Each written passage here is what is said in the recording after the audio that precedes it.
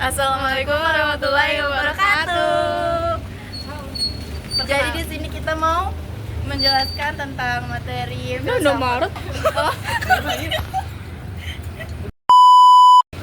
Assalamualaikum warahmatullahi wabarakatuh. Halo, perkenalkan nama saya Nabila Faridin dengan NIM akhir 37. Febiani Femirama yang Ini saya panggil Febi dengan NIM akhir 001. Indonesia Nur Fadila Putra. Biasa dipanggil Indonesia dengan NIM akhir 0. Halo. Aku Rasain Syarani dengan NIM 017. Dan kami belum dan 1, 2, 3 dan kami dan kami dari kelompok 3. Jadi di sini karena kita tidak ada penyelenggara handphone, Jadi kami nge-vlog kayak homeless.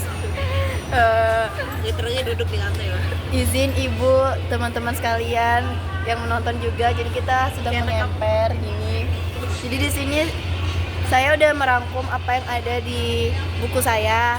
Jadi di sini Ayo ngomong. jadi saya sudah ngerangkum apa yang ada di sini dong.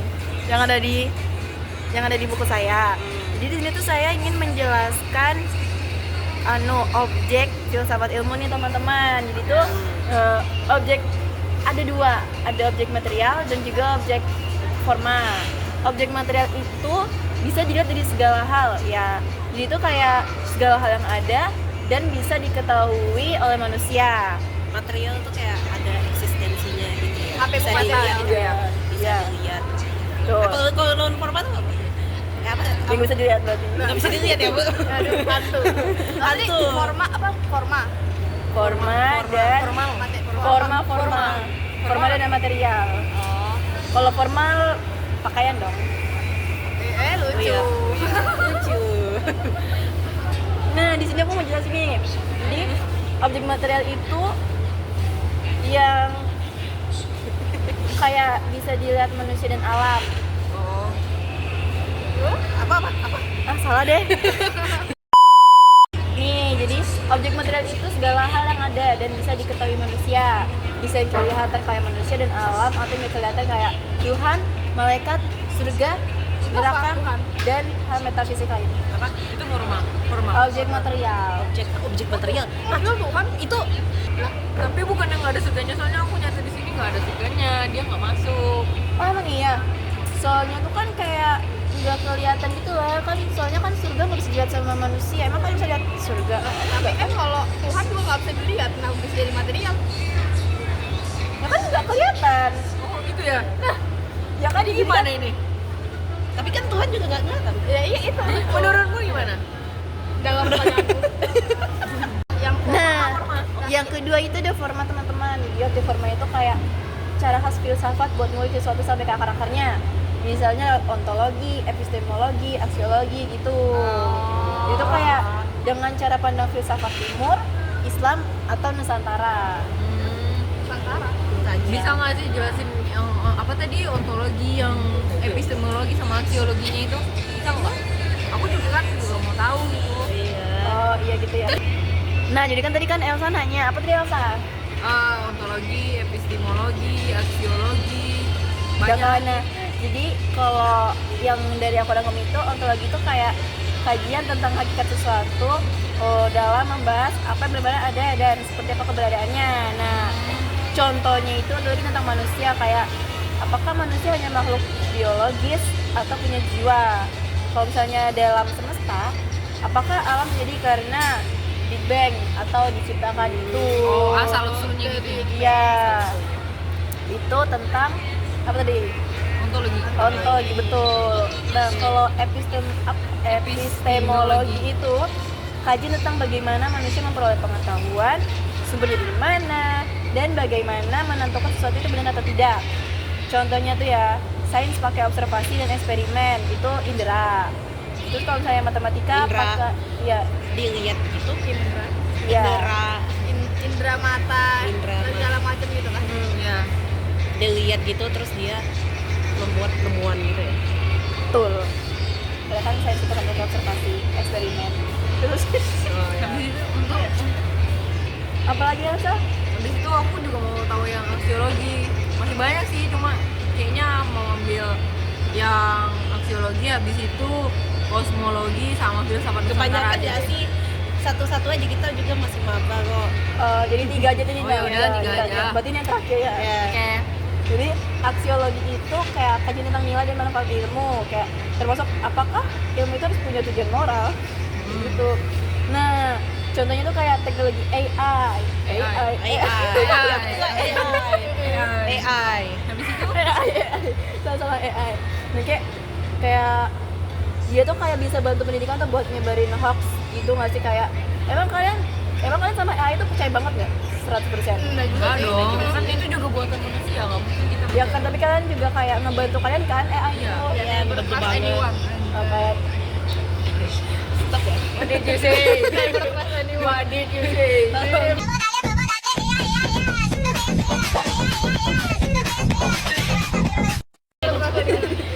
Maaf. Emot. Ya udah gitu aja. Izin. Nah, kita kan sebagai manusia nih pasti ngerasa lelah, habis itu ngerasa capek juga. Berarti kan itu tandanya kita sebagai manusia tuh punya limit gitu kan. Nah, kita tuh sebagai manusia terus juga kita kan belajar filsafat nih. Nah, kita tuh limitnya tuh apa aja sih? Ya karena nih kita sebagai manusia itu yang punya limitnya itu ada space, time, sama form. Kalau space itu ruang, kalau time itu waktu, kalau form itu bentuk. Nah kalau misalnya bentuk ini sih bisa aku analogikan, kamu ada botol nggak? Betul, ada, bentar. Ya, mana seperti Ini. Nah ini misalnya nih di botol ini di dalamnya itu kita sama universe kita semua. Nah, Nah itu tuh limit itu dalam sini. Di luar botol ini masih ada botol-botol lainnya yang sama kayak gini gitu. Dalam botol ini limitnya di sini. ya, berarti kita nggak bisa menguasai, kita hanya bisa menguasai yang ada di Ya. ini kita Dalam sendiri. botolnya. Nah, selain ini kita mempunyai keterbatasan gitu untuk kita bisa tahu. Begitu. Nah, berarti kalau untuk space ruang kita kan kita juga punya keterbatasan. Misalnya kita ada di WC, kita nggak bisa mengetahui apa yang ada di ruang tamu, ada yang di Betul. itu. Nah, terus untuk waktu juga kan kita juga punya batas gitu kan. Misal di jam ini kita harus ini, gitu. Nah, jam selanjutnya kita nggak bakal tahu. Di masa-masa yang ke depan kita juga nggak tahu, kita punya keterbatasan untuk tahu itu gitu kan. Oke, paham nih aku. Mantap.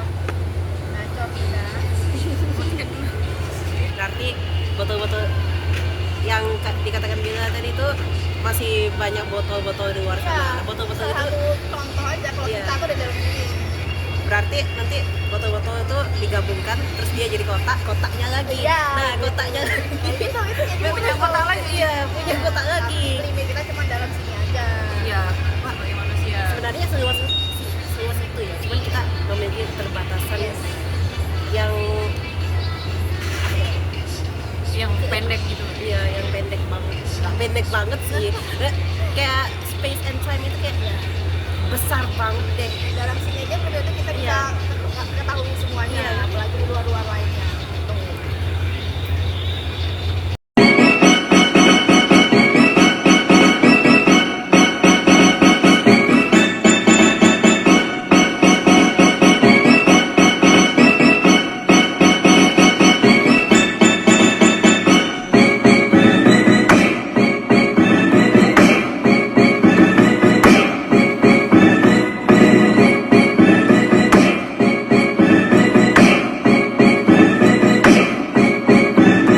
Kamu tau gak sih kalau misalnya manusia itu tuh ada kayak tingkatan berpikirnya masing-masing. Jadi tuh ada 7 tingkatan. 7 apa 6? 6 ya? 6. Ada 6. Itu tuh ada 1 scientific thinking, 2 common thinking, 3 teologi, 4 filosofi, 5 mitologi, dan 6 logic. Nah kalau misalnya aku jelasin dulu satu ya. Scientific itu misalnya kamu percaya science, kamu benar-benar percaya kayak semua hal itu ada source-nya, ada science explanation-nya gitu. Terus kedua, common thinking, pengetahuan umum. benar-benar umum. Terus tuh 3 teologi. Teologi ini kepercayaan kamu sama Tuhan. Terus keempat itu kan ada filosofi. Filosofi itu pemikiran filsafatmu bagaimana. Keempat itu ada mitologi, itu ya kamu tentang mitos lah gitu istilahnya. Mitos? Yes. Ada juga. Ada orang yang kayak gitu. Terus logik ya logik mikir gitu. Terus Oh ya. boleh. terus B. Jadi Terus nah tapi itu kalau misalnya orang disuruh ngurutin diri dia tuh bagaimana urutannya itu biasanya beda-beda, tapi yang paling umum, yang paling apa ya bahasanya, Yang paling biasa gitu. ya itu dia didapat dari teorinya Auguste iya nggak sih? Auguste Comte. Yes, Gimana tuh ya bacanya? nggak tahu itu Ya, pokoknya gitu. begitulah namanya Auguste Comte, nanti ditulis di sini. Terus kalau misalnya dari dia, menurutnya dia itu yang paling tinggi itu theology thinking, Kenapa tuh? pemikiran tentang Tuhan. Oh iya, secara kan kita kan beragama Yes. nih, ya, tentunya pasti kita mikirnya harus percaya kepada Tuhan dulu daripada harus di bawah-bawahnya gitu kan ya. Itu yang paling tinggi menurut dia. Terus yang kedua ada philosophy thinking. Philosophy thinking ini ya menurut dia ya begitulah. Ini kan udah aku jelasin di awal. Iya, berpikir secara Filsafat, yes. Terus yang ketiga menurut dia itu ada scientific thinking. Terus yang keempat menurut dia itu ada logic thinking. Yang ke berapa nih? Apa tadi? Empat. Dia kelima. Yang kelima menurut dia itu ada kan kelima. common thinking. common thinking. Terus yang terakhir mythology thinking karena mitos. Iya. Jadi kenapa sih Auguste Comte ini ngeurutinnya begitu? Karena menurut dia ini apa sih ibaratnya ini tuh kan dari paling ujung paling bawah tadi itu kan ada Mitologi. ya mythology thinking. Mythology thinking itu ibaratnya tuh kayak kamu dikasih, aku kasih tahu kamu sebuah informasi, kamu tuh menelan itu mentah-mentah. Jadi ya kamu langsung terima aja tanpa harus tanyain aku, itu maksudnya apa begini gitu. Itu sama aja kayak pemikirannya anak-anak. Kalau misalnya kamu ngasih tahu anak-anak, kamu jangan kayak gitu, nanti kamu begini-begini loh, itu dia langsung percaya kan. Nah itu sudah maksudnya kayak ibaratnya tuh mythology itu pemikirannya anak-anak. Ya masih Terus, pikiran masih labil gitu ya. iya, ini udah tahu apa benar apa salah gitu. Terus tuh lanjutannya yang kedua apa tadi? Yang kedua common thinking. Common thinking itu kayak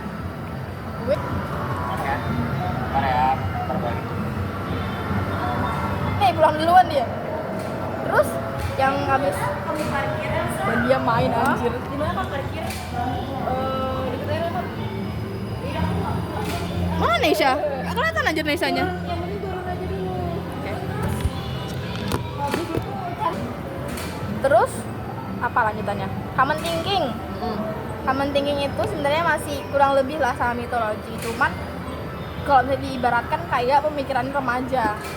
Masih mentah-mentah, cuman mulai pakai otak dikit lah gitu pembahasannya. Ya, mulai tahu ya, walaupun benar atau salahnya pasti dia tahu kan, udah Ya.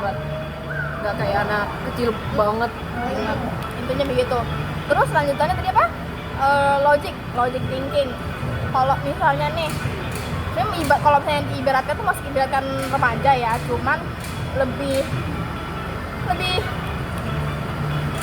di atas deh, di atas.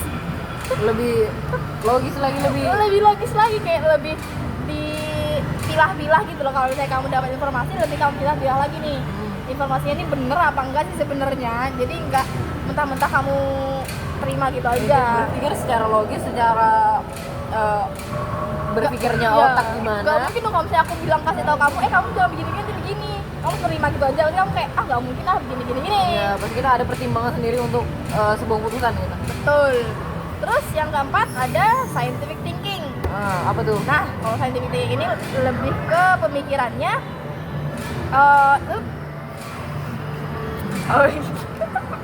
ulang. Nah, yang keempat tadi ada apa? Scientific thinking. Kalau scientific thinking itu diibaratkan itu kayak pemikirannya orang dewasa, karena emang udah kalau scientific kamu harus ada bukti yang jelas baru kamu nerima informasi itu. Kredibel, harus Yes. ada faktanya gitu kan. Sama kayak kalau misalnya kita buat jurnal itu kan pasti berdasarkan ilmu gitu kan, namanya Iya. scientific gitu kan, berarti harus ada landasannya gitu kan. Kita punya keputusan atau pikiran kayak gini tuh benar nggak sih, apakah udah ada pembuktiannya atau belum gitu kan, benar atau salahnya pasti kita harus memastikan hal itu gitu kan. Betul, nah itu makanya diabaikan kayak pemikirannya orang dewasa. Terus yang kelima, yang kelima ada philosophy thinking. Oh, ini udah agak naik lagi gitu ya. Ini sudah kayak lumayan berat ya. Philosophy thinking ini, nah kalau apa tadi lanjutannya? Philosophy thinking. Ya. Kalau philosophy thinking itu bisa diibaratkan kayak jembatan antara scientific thinking sama teologi nih yang paling tinggi. Itu filosofi itu jembatannya. Oh iya. Nah, kalau misalnya dianalogikan tuh kayak kalau misalnya kamu lihat pohon, anggap kamu lihat pohon, kamu ngeliatnya tuh daun-daunnya kan.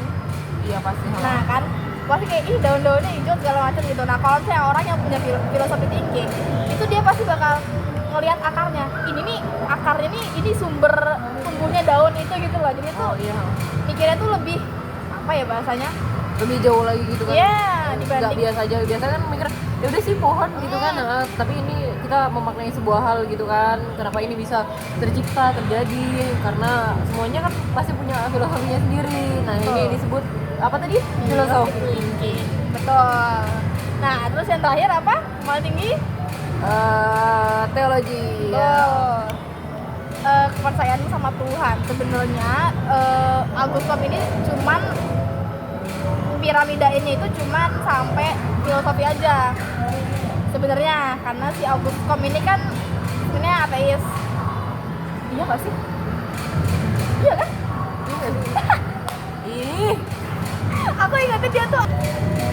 Nah yang terakhir theology thinking paling tinggi, percayaan sama Tuhan. Ya kalau misalnya kamu percaya sama Tuhan ya pasti nggak ada yang bisa gugat itu kan. Jadi kalau misalnya dia kata, mutlak gitu ya? iya kalau misalnya kata orang bilang Tuhanmu tuh tidak real, Tuhanmu tuh palsu. Tapi kamu kayak kalau misalnya kamu punya pegangan itu kamu nggak akan bisa dibantah lagi. ya, karena Tuh. Tuhan adalah segala Tuhan di atas dari apa yang tadi? Mitologi, Yes, habis itu iya. common thinking, habis itu logic thinking, habis scientific dan philosophy thinking. Yes, itu itu. tentunya yang paling utama tuh yang teologi thinking. Karena gitu. kalau misalnya kamu udah punya pegangan, biar kata orang ngomong apapun nggak akan bisa gugat gitu loh. Iya, secara kan kita juga makhluk yang beragama pastinya. Nah, sebagai makhluk yang beragama itu kita harus bisa menempatkan diri kita ini ada di teologi tinggi itu gitu. Yang agama-agama aja sebenarnya. Izin. Oke. Halo semuanya, karena aku Neisha. Nah di sini hari ini aku tuh mau membahas suatu pertanyaan. Pertanyaannya tuh mungkin agak aneh ya, tapi nggak semua orang tuh bakal mikirin sampai ke sana. Apa itu pertanyaannya? Bagaimana manusia itu bisa tahu sesuatu gitu? Kenapa api itu panas? Kenapa yakin sekali kalau api itu panas? Kenapa matematika itu adalah ilmu yang pasti? Atau kenapa sesuatu itu bisa menjadi hal yang benar atau hal yang salah gitu? Nah, yang seperti yang kubilang tadi, banyak orang tuh nggak pernah mikirin itu. Padahal makna dari pertanyaan itu tuh benar-benar dalam. Nah, disinilah lahir filsafat ilmu. Yang pertama tuh aku mau bahas tentang yang pertama ya, kita bahas dari mana pengetahuan itu berasal, dari mana asal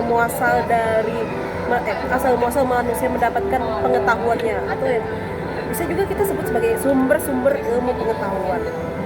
Dalam sejarah pemikiran manusia ada 4 sumber utama pengetahuan. Yang pertama ada indera.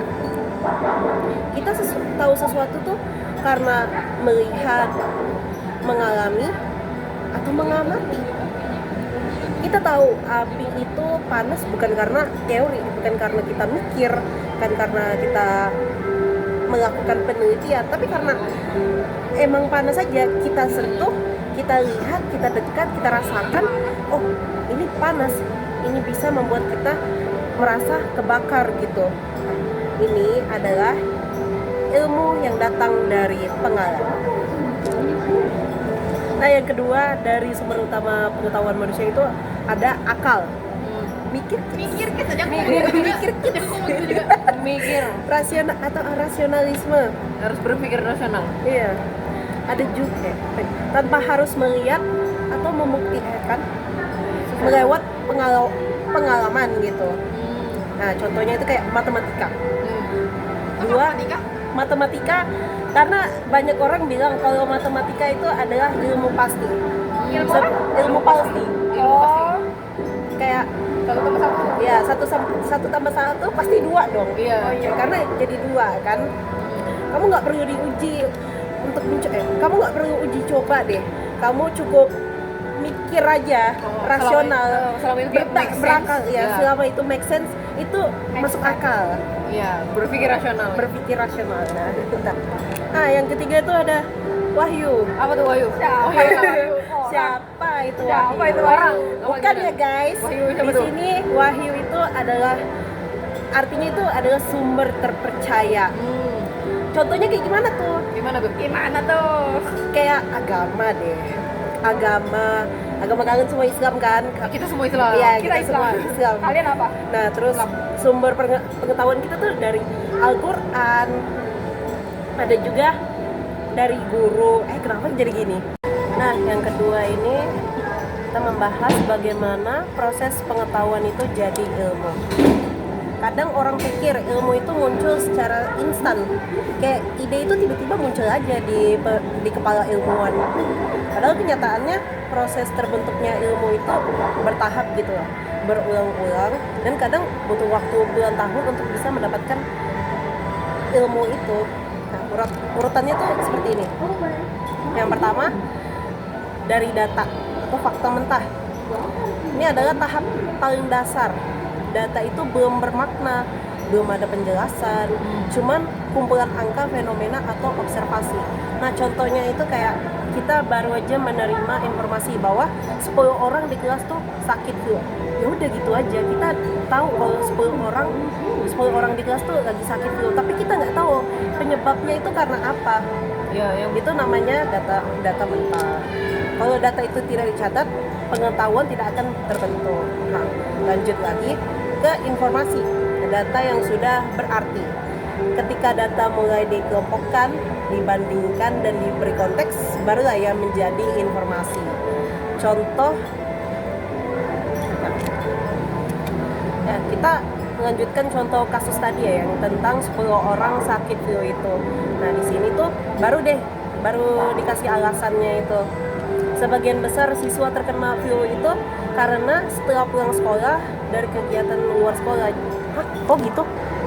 Nah, yang kedua adalah informasi atau data yang sudah ada artinya gitu. Itu lanjutan dari data ya. Itu lanjutan dari ketika data mulai dikelompokkan, terus dibandingkan dan diberi kejelasannya, barulah ia menjadi informasi. Kita lanjutkan contoh dari kasus tadi ya, yang 10 murid di kelas itu mengalami flu. Dari catatan tadi, kita tahu sebagian besar siswa terkena flu itu karena mereka tuh baru pulang dari kegiatan luar. Berarti mereka tuh di kegiatan luar pasti kena panas-panasan dong, dan mereka tuh bisa langsung sakit karena seharian di luar. Nah, itu baru bisa. Nah, itu sekarang data itu mulai punya hubungan. Bukan cuma angka acak, tapi ini belum cukup untuk disebut ilmu. Yang ketiga, pengetahuan atau informasi yang sudah kita pahami dari informasi yang sudah kita terima. Pada tahap ini, manusia mulai mengerti sebab akibat atau pola tertentu. Nah, contoh yang tadi lagi ya, flu bisa menyebar cepat di kelompok besar, terutama di ruang tertutup dan kontak dekat. Sekarang bukan hanya tahu apa yang terjadi, tapi juga mengapa hal itu bisa terjadi. Inilah pengetahuan. Yang keempat, ilmu. Kita udah sampai Terakhir. ilmu. Belum. Oh, belum. ilmu, pengetahuan yang diuji dan dibuktikan. Ini tahap penting ya. Pengetahuan belum disebut ilmu sampai ia diuji berulang kali, konsisten di berbagai kondisi, bisa dijelaskan dengan teori, bisa direplikasi oleh orang lain. Contohnya itu, peneliti menguji bagaimana virus flu menyebar, eksperimen dilakukan berulang-ulang, dan hasilnya tetap sama. Saat itu pengetahuan tadi berubah menjadi ilmu virologi atau epidemiologi. Nah itu cari sendiri deh. Lanjut. Yang kelima, kebenaran, kesimpulan ilmiah yang stabil. Berarti ini yang terakhirnya. Belum. Oh, belum. Belum. Oh, belum. Kebenaran di sini bukan berarti absolut selamanya ya. Ya, bukan pasti untuk selamanya, tetapi untuk saat ini berdasarkan bukti yang terbaik ini adalah penjelasan yang benar. Contohnya itu kita tahu virus flu menyebar lewat droplet. Itu kebenaran ilmiah sekarang. Tapi jika ada temuan baru, ilmu bisa diperbaiki. Jadi kebenaran ilmiah itu dinamis, bukan statis. Yang keenam ada etika, terakhir ini. Oh, oke. Tahap tertinggi. Ini bagian yang sering terlupakan. Ilmu bukan hanya tentang apa yang benar, tetapi juga bagaimana itu digunakan. Contohnya lagi, pengetahuan tentang virus bisa dipakai untuk membuat vaksin penyelamat atau untuk membuat virus senjata biologis. Disinilah etika mengendalikan ilmu supaya tidak rusak. Di sini etika bertanya, apakah ini akan membahayakan manusia? Apakah pengetahuan ini adil untuk semua? Apakah ini menghormati kehidupan? Kesimpulannya, ilmu bukan muncul seketika dari sekedar data. Ia bergerak sampai menjadi sesuatu yang punya makna, kebenaran, dan tanggung jawab moral. Dan pada akhirnya ilmu tanpa etika hanya akan melahirkan teknologi tanpa hati. Ilmu dengan etika itulah ilmu yang memanusiakan manusia. Nah, kita lanjut ke bagian akhirnya ya. Yang yaitu bagian ketiga. Ilmu itu sebenarnya ada pertentangannya juga tahu. Apakah ilmu itu netral atau bernilai? Itu bagian menarik. Dalam sejarah modern barat, ilmu dianggap bebas nilai. Artinya, ilmu itu netral. Kalau hasilnya dipakai untuk baik atau buruk, yaitu urusan manusia, bukan sains. Tapi dalam pandangan Islam, ilmu itu terikat nilai. Ilmu harus mendekatkan manusia pada kebaikan, bukan sekedar kekuasaan atau teknologi. Contohnya, cloning manusia. Secara sains itu mungkin bisa terjadi ya, tapi secara etika belum tentu dibenarkan. Itu bisa aja salah loh. Akhirnya muncul posisi tengah, ambil yang bermanfaat, tinggalkan yang rusak. Ilmu tidak harus ditolak atau diterima mentah-mentah, ia harus disaring oleh nilai. Jadi ini udah selesai. Jadi ketika kita bertanya bagaimana manusia bisa mengetahui, jawabannya bukan cuma soal indera, akal, intuisi, dan wahyu. Bukan cuma soal bagaimana data berubah menjadi ilmu, tetapi juga untuk apa pengetahuan itu digunakan dan apakah ia membawa manusia menuju kebaikan. Terima kasih ya sudah mendengarkan. Dadah.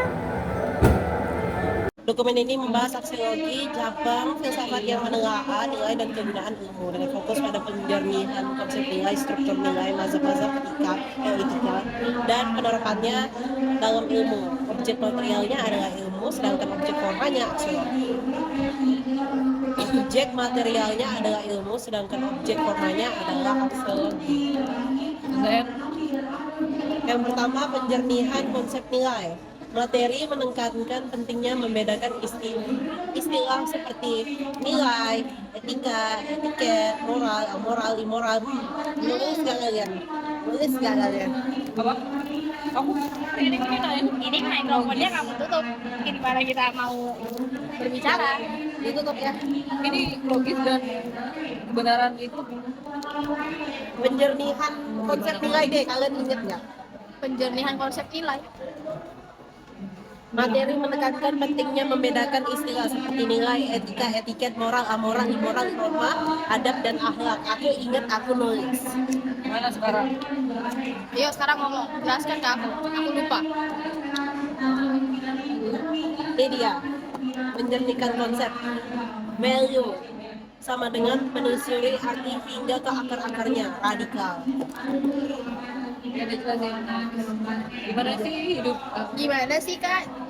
Tujuannya agar mahasiswa memahami akar atau hulu nilai agama, teori, aturan, logika, dan bagaimana nilai itu diwujudkan dalam tindakan atau hilir. Mencari tahu sumber masalah suatu hal yang terjadi, misal si ini nih enggak gitu. Ya sekarang suara aku Iya, bagus sih. Jadi canggung. kayak teman siapa aja. Oh iya. Coba jelasin yang tadi awal yang tadi kamu ngomong itu tadi. Nanti aku bisa langsung improve habis itu cepat. Tujuannya apa ini? Satu, yang pertama ada penjernihan konsep nilai. Nilai itu sama dengan value, dan value sama dengan menelusuri arti hingga ke akar-akar. Untuk kita bisa menghargai nilai itu, kita harus menelusuri artinya hingga ke akar-akarnya, atau yang bisa kita sebut juga radikal. Oh, nah, misalnya kalau cari tahu sama akar-akarnya tuh kita harus tahu kan alasan dari suatu hal gitu. Misalnya kita ambil apa ya? Agama, Apa? karena di sini disebut agama sih. Tujuannya agar mahasiswa memahami akar dari agama tersebut hingga dan bagaimana nilai itu diwujudkan dalam tindakan. Kalau agama berarti contohnya alasan kita Sholat. ya apakah itu benar-benar karena kita butuh atau kewajiban, kita harus tahu tujuan kita di mana, kita harus tahu Kita sholat untuk siapa? kita menempatkan diri kita di mana. Ya. Memahami akar itu artinya hulu dan tindakan itu artinya lagi. Kemarin aku ingat deh, apa ya? Ibunya nyebut Sungai Mahakam Hulu sama Ilir. Maksud ibu jaga. Hah? Oke kata ibu jalan. Ya kan aku ingat ibunya menjelaskan tentang Hulu dan Hilir ini pakai Sungai Mahakam. Karena jalan pakai sungai. Ya sungai-sungai itu, aku lupa juga.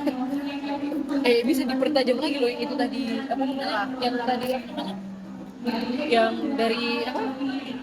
Dari akar-akarnya itu bawa sumber aslinya itu loh. Nilai, etiket, moral, amoral, immoral, norma, adab, akhlak. Sebenarnya ini sama kayak punya kemarin yang apa, data informasi, Oh, jadi tetap based on ya based on data fakta. ya lupa dia. Nggak memperhatikan. Mahasiswa diminta mengidentifikasi tindakan yang mencerminkan nilai hulunya, ada penekanan pada integrasi antar pola pikir, perasaan dan tindakan. Mau next apa kita perdalam lagi? Hah? Mau next apa kita perdalam lagi ini? Next. Yang kedua ada struktur nilai. 3 struktur nilai utama pada setiap pengambilan keputusan. Yang tadi tuh, yang logis, etis, estetis. Nah, berarti kalau itu kita mau analogikan ini kayak mana nih misalnya? Mengada logikan. Aku ingat ini ketiga-tiganya saling sambung menyambung. Iya. Jadi kalau ada yang merumpang satu itu nggak bisa dianggap sebagai outcome tertinggi dalam proses belajar nilai. Bisa nggak kalau kita menganalogikan ini sebagai ada orang yang confess gitu kan ke kita gitu. Confess. Nah, Contoh. contohnya habis itu kan pikiran kita secara logis nih gimana gitu kan, apakah kita harus Iya, menolak bisa sih. harus menolak atau apa namanya Kalau ada menerima orang gitu. ya kalau ada orang confess, kita pikirkan lagi ini benar apa enggak, dia benar suka sama aku apa enggak. Iya, berarti kan kita harus kembali lagi ke mana tadi hulunya, berarti kan. Hulunya ini udah masuk ke struktur nilai, Iya, maaf ya. iya maksudnya kan berpikir dia memang dari akarnya dulu, alasan dia itu Oh ya, dia berpikir gimana dulu dari akalnya, akarnya, Iya. akarnya. Dia gimana gitu kan, kenapa Kita- kok tiba-tiba dia gini atau memang dia apa apa namanya cuma sekedar ngomong doang. Pokoknya ini secara logis kenapa? Oh ya benar kata ibunya, kita harus radikal kalau ada orang jenggot mes. Yes, ya harus radikal. Kalau ada orang Radikal. berarti kita harus mempertimbangkan ini orang ini logis nggak? Ya, konfesi kita bertanyakan dulu, kamu beneran suka sama aku apa enggak? Kamu beneran baik sama aku apa enggak? Kamu baik untukku apa enggak? Kamu indah, kamu ganteng apa?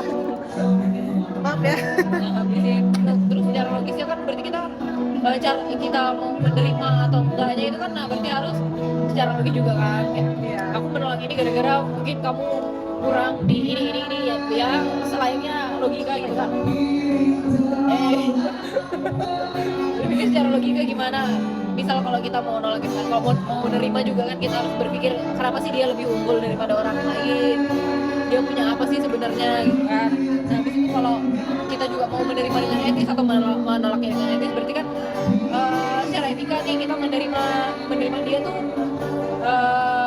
ya menggunakan etika yang baik gitu kan. Apalagi kalau kita mau nolak gitu, nggak mungkin dong kita kamu gitu kan. Kamu nih gini. Kalau dia bisa menerima penolakan kita, dia termasuk ke etis, dia baik. Ya, kalau nggak baik, Kalau nggak baik ya nggak etis. ya. Make sense. Next, Kalau kita estetis, kalau estetis kan kalau nggak estetis ya berarti ini jelek. loh, nggak kalau kita mau nolak dan menerimanya secara estetis. Kalau estetis kan berarti Ya secara estetis ya adalah ya secara cantik dong. secara cantik. Sebenarnya ya aku menghargai kepada Iya gitu, biar agak-agak perfectly slay gitu kan. Oh my ya, god. kita harus selalu tampil baik dan cantik. Ya, even kita menolak orang tersebut kita Harus elegan. iya betul sekali. Harus lemah lembut dan Orang tinggi semua ya. Lanjut ya.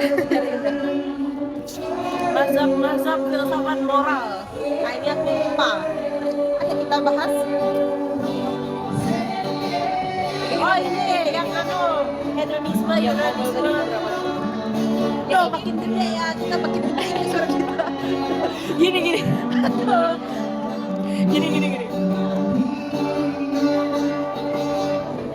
Dokumen memperkenalkan berbagai aliran moral seperti hedonisme, fokus pada kepuasan sendiri. Habis ambil materi ini kita habis kan? Kita mau bahas apa lagi? Ya, Pak. Tugas. Oke guys, saatnya curhat. Siapa orang paling hedonisme di hidupan kalian? Kecuali diri sendiri ya. Dia lagi aku mau ngomong gitu juga. Ya karena kan kita yang udah merasakan itu kan. Bagaimana gitu kita bersikap hedon walaupun nggak ada duit. Iya. Harus mementingkan diri Tapi kita biasanya sendiri. ya, Tapi kan nggak harus semuanya uang kan. Masih kayak kita mementingkan perasaan diri kita sendiri kayak ngapain aku pedulin orang lain gitu kan, sementara aku aja belum merasakan ini gitu kan. Ngapain aku memperdulikan orang lain yang membuat kita susah, lebih baik kita menyenangkan diri sendiri daripada kita membantu orang lain gitu kan. Membahagiakan orang lain mending diri sendiri yang duluan gitu. Ya pokoknya fokus dengan kepuasan sendiri lah ya. Ya apalagi kan kalau misalnya actually terfokus dalam badan gitu kan, kita harus kayak aku pengen nih perawatan gitu kan, supaya aku kayak ya lihat cakep lah atau kelihatan gacor lah pokoknya.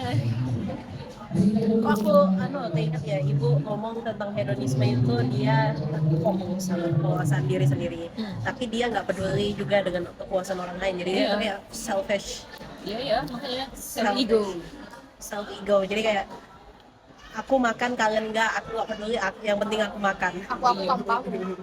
Itu juga terserah kan mau orang lain berpenampilan buruk, yang penting dia yang bercahaya sendiri gitu kan, yang paling charming, yang paling keren, yang badannya yang paling wow body goals banget. Terus itu juga terfokus pada saat ini juga, sekarang ini, bukan kayak yang sebelumnya gitu kan. Yes. Kayak aku kali ini harus keren banget, aku hari ini harus lebih dari yang lainnya, aku harus paling terlihat spesial gitu ya, paling beda gitu kan. Beda. Di saat itu di waktu Paling- itu juga gitu kan. Bersinar lah pokoknya. Nah, itu dia cuma hadirin sendiri gitu kan. Fisik, badannya. subjek Actual now here. semua juga. Di sini here subjek yang merasakan egosentrisme, keakuan. Lanjut ke eudonisme. Fokus pada kebahagiaan dan keutamaan. Apakah kalian paham? Sebenarnya yang kutulis di sini tuh artinya tuh kayak kamu akan bahagia kalau kamu tahu mana yang utama dan mana yang enggak. Oh gini waktu itu juga kita pernah bahas tentang eudonisme gitu kan. Nah, di mana fokus utama kita tuh adalah kebahagiaan. Tapi beda, tentunya beda sama hedonisme ya kan, Iya. yang hanya berfokus kepada diri sendiri. Tapi ini sebuah kebahagiaan yang puasa di mana dia tahu kalau misalnya kebutuhan atau prioritasnya dia itu udah terpenuhi. Nah itu dia merasa bahagia gitu kan. Nggak seperti kayak yang malah mementingkan kebahagiaan, tapi justru karena dia udah mencapai sesuatu yang menurut dia jadi prioritasnya dia berbahagia gitu. Ya, dia sudah merasa cukup nggak? Eh, Sudah merasa cukup. Makanya di sini gambarnya piring makanan ya, karena piring makanan itu adalah sebuah kebutuhan primer kita dan itu membuat kita bahagia. Lanjutkah? Apa mau diulang lagi? Utilitarianisme. Fokus pada kemanfaatan sebesar-besarnya. Jujur nggak paham. Penggunaan atau bermanfaat dari lanjutan dari hedonisme. ya dia sama sebenarnya dia mementingkan apa namanya dirinya sendiri, tapi tuh dia bisa ke sisi positifnya gitu loh. Misalnya kamu berbuat judi nih, berbuat judi, tapi kamu berbuat judi, habis itu kamu untukkan menghasilkan banyak keuntungan uangnya atau mungkin aset-aset segala aset-aset, tapi di sisi lain perbuatan negatif itu membuat kamu berbuat baik gitu loh. Wah, dari judi itu kamu bisa membahagiakan orang lain, bisa kamu ke panti asuhan atau menyedekahkan atau menginfakkannya di rumah-rumah ibadah, nah gitu loh dia. Gitu. Jadi kayak tindakan itu sebenarnya salah, tapi outcome dari hasilnya itu dia berbuat baik dengan hasilnya itu. Ya sebuah fokus pada kebermanfaatannya aja. Hanya dia nggak memedulikan prosesnya tuh gimana, yang penting hasil akhirnya tuh memang benar-benar positif atau bermanfaat, entah bagi dia sendiri atau bagi orang lain gitu kan. Tapi ya itu ya negatifnya ya sama, pas di prosesnya dia nggak peduli gimana dia mendapatkan hal dia sebelum Yang penting dapat mendapatkan aja. orang lain, gitu ya. Udah sih. Ini gambarnya Robin Hood ya. Aku lupa maksudnya gimana tuh. Karena Robin Hood itu kan sama kayak gitu yang desa-desa tadi tuh, dia ngambil uang tapi uangnya tuh dipakai buat kebaikan gitu loh. Iya. Berarti haram-halal terserah. Terus tergantung kepercayaan masing-masing. Lanjut. Nah. Deontologi. Fokus pada kewajiban dan kehendak baik. Mulai dari niat, belajar, menurut Immanuel kebaikan itu karena ada kewajiban. Apa? Deontologi adalah kehendak baik atau konsekuensi atau kewajiban. Di sini menurut Immanuel kebaikan itu adalah kewajiban. Oh berarti orang berbuat baik itu karena ada kewajibannya. Biar konsep ya. Belajar. Ini kan namanya belajar. Kalau buku sama pensil Gimana kita menganalogikannya? Allah, capek aku.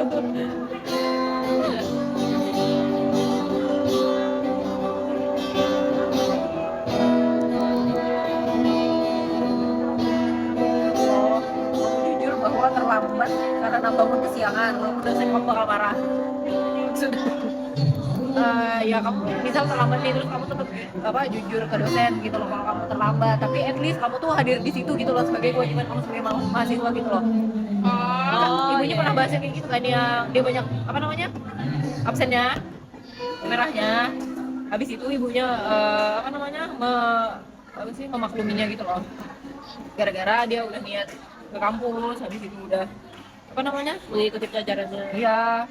Sementara di siswa yang lainnya itu tuh yang katanya terus ngelawan ibunya gitu. Berapa menit sih? Contoh lagi Boleh. 21 menit aja. Ya gitu kan dari awal kita ngomong ini kan nanti kalau dikasih tuh 10 menit itu. Iya. Lanjut, akhlak. Wahyu ya. Oh ya, contohnya itu kayak tadi. Itu sudah Tindakan itu benar kalau sesuai kewajiban dan aturan moral, bahkan jika hasilnya tidak menguntungkan. Karena sebuah objek dikatakan bernilai karena itu baik walaupun hasilnya sebenarnya tidak baik. Begitu. kebaikan itu karena ada kewajiban. Jadi kalau nggak ada kewajiban orang tidak akan berbuat baik. Iya benar sekali. Oke. Jadi tadi kamu jujur ke dosen karena kamu terlambat atau kamu habis dari mana gitu kan, tapi atau mungkin ban meledak, ban meletus, ban pecah kan, terus kamu tetap datang terlambat tapi kamu ngaku ke dosen. Sebenarnya ekstrim ya ya. kalau gitu kan, tapi kamu juga tahu kalau dosenmu bakal marah Ya, gitu kan. seperti kita sekarang ini 1 jam kita membahas filsafat karena apa? Karena Karena Iya, kewajiban. karena kewajiban gitu kan. Nah, jujur adalah kewajiban. Kalau Nggak nggak wajib. dilaksanakan itu hal yang salah gitu. ya yang salah nilai ajab, tidak tunggal, tidak lulus, tidak lulus tepat waktu. Oke, udah kan? Next. Akhlak. Wahyu kemarin. Wahyu lagi. Wahyu. Akhlak mengikuti ajaran agama. Payung. Yes. Kemarin 3 kali sudah dibahas payung tuh kayak gimana. Ngomong sih karena kita harus mungkin apa namanya lebih relate kan ke diri kita sendiri, kalau makanya kita membahas ini ya kan. Jujur aku lupa maksud dari payung tuh kayak gimana. Kayak yang wahyu itu. Ya wahyu kalau kita buka kan Iya. payungnya, kalau kita buka payungnya itu kita jadi kayak menghindari wahyu gitu. Enggak, kalau misalnya kita buka payungnya, ya kita buka payungnya.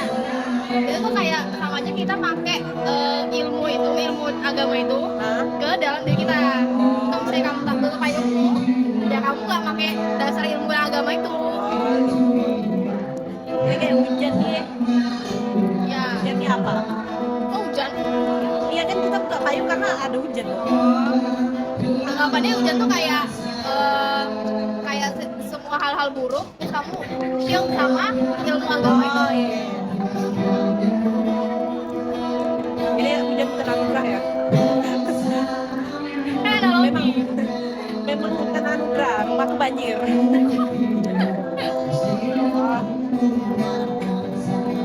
Sebenarnya sampai 5 sih, cuma di PPT ada. Tapi ada nggak dijelasin sama itu, kita nggak tahu itu apa.